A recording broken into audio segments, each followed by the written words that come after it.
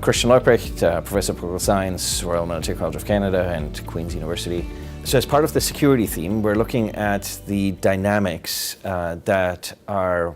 people within globalization are exploiting. So for instance, markets of opportunities across borders, countervailing transaction costs. So in particular, empirically, we're trying to demonstrate that increasingly globalization isn't just working in favor of the people who do things legally, it's also working quite well in favor of the people who are doing things illegally. And so whether that's drug trafficking, whether that's gun trafficking, whether that's terrorist financing, whether that's money laundering, whether that's people who travel abroad to join illicit or terrorist organizations, but also, for instance, in cyberspace and the challenges that cyberspace poses. So we're trying to empirically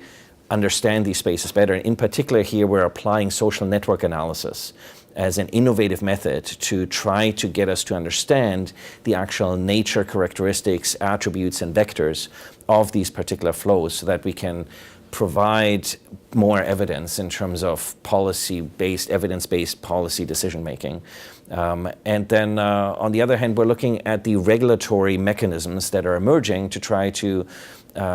detect and defeat some of these, contain some of these flows in the way intelligence agencies, law enforcement are working together, the way we're innovating in extraterritorial prosecutions.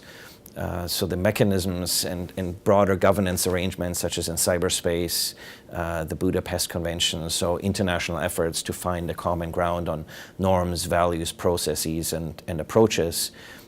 to these areas. Overall, this is also helping us to lead us to a different understanding of borders themselves, that borders aren't uniform, borders are highly heterogeneous, even across a singular country, and that heterogeneity means that